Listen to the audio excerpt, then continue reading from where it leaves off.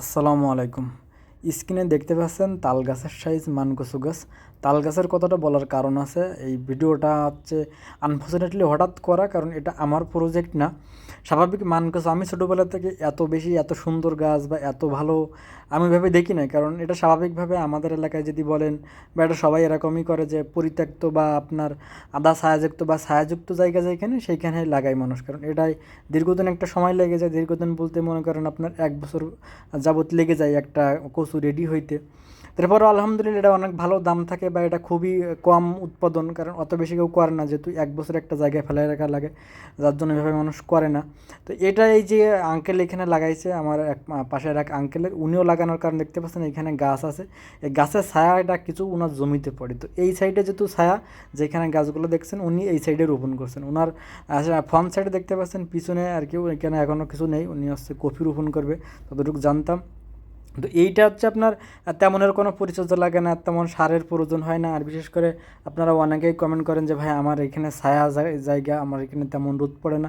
তেমন জায়গায় আপনারা চাইলে কচুটা রোপণ করতে পারেন, যদি জায়গায় শক্তি থাকে তাহলে আলহামদুলিল্লাহ অনেক ভালো হবে। কারণ একটা কচু দেখতে পাচ্ছেন এই আঙ্কেলে যে কচুগুলো, এটা প্রায় 5-7 কেজি হবে আমার ধারণা। যদি এত ভালো স্বাভাবিকভাবে কারো হয় না, ওনার গাছগুলো অনেক ভালো, যার জন্য আমার এই ভিডিওটা করা। কারণ স্বাভাবিক আমি আমার প্রজেক্টের বাইরে তেমন একটা ভিডিও আমি দেওয়া পড়ে না। তো আনফর্চুনেটলি আমার সামনে পড়লে একদম রাস্তার সাইডে, এটা সামনে পড়েই আমার প্রজেক্টে যাইতে। আর উনি হচ্ছে আমার আব্বুর সাথে অনেক ভালো সম্পর্ক, যে আঙ্কেলের আমার আব্বুর বন্ধুও বলা যায়। তো এই জন্য আর পারমিশন তো প্রয়োজনই পড়ি নাই। আর আব্বুও বললো যে দেখ বড় বড় কচু, যদি চাস তো ভিডিও করতে পারিস।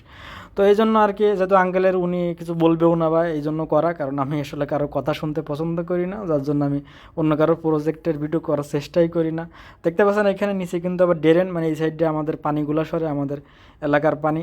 তো ওভারঅল মিলে উনি অনেক আর কি আসছে স্মার্ট কৃষক বলা যায়, কারণ এখানে ছায়া পড়ে। আর দ্বিতীয়ত হচ্ছে এই কচুতে আবার পানি সহ্য করতে পারে না। আপনার পানি যদি জমে সেক্ষেত্রে কচু কিন্তু পচে যাবে, মানে এই কচুগুলো কিন্তু পচে যায়। তো এই জন্য উনি এমন সিস্টেম করে লাগাইছে ওইখানে ছায়াও পড়ে, দেন সাইড হচ্ছে পানি সরার জায়গা অনেক ভালো আছে। তো ওভারঅল মেলায় উনি হিসাব করে করছে যে আমার এখানে ছায়া পড়ে যেহেতু অন্য ফসল ভালো হবে না, আর এই যে এই জিনিসটা ছায়াতেই ভালো হয়, আবার হচ্ছে পানি ও সরানোই লাগবে, পানি যদি জমে সেক্ষেত্রেও নষ্ট হয়ে যাবে। এই জন্য উনি হিসাব করে রোপণ করছে।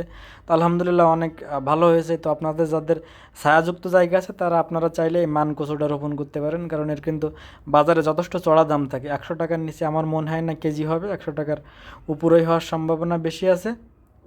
আর এটা আপনারা এমন জায়গায় রোপণ করবেন যেখানে বেলে দোআঁশ মাটি, এটা কিন্তু এঁটেল মাটিতে হবে না, বেলে দোআঁশ মাটিতে। কারণ এটা হচ্ছে আপনার নিচে যায়, যেহেতু কচুটা মাটির নিচে যায়, তো মাটি যদি লুজ না থাকে সেক্ষেত্রে কিন্তু কচু বড় হবে না। যদি টাইট মাটি থাকে তাহলে কিন্তু আপনার কচুটা বাড়বে না। এই জন্য অবশ্যই বেলে দোআঁশ মাটিতে করবেন। আর চাইলে আপনারা রোপণ করার সময় কিছু ছাই দিতে পারেন, তাহলে মাটিটা লুজ থাকবে, কচু ইনশাল্লাহ অনেক বড় হবে।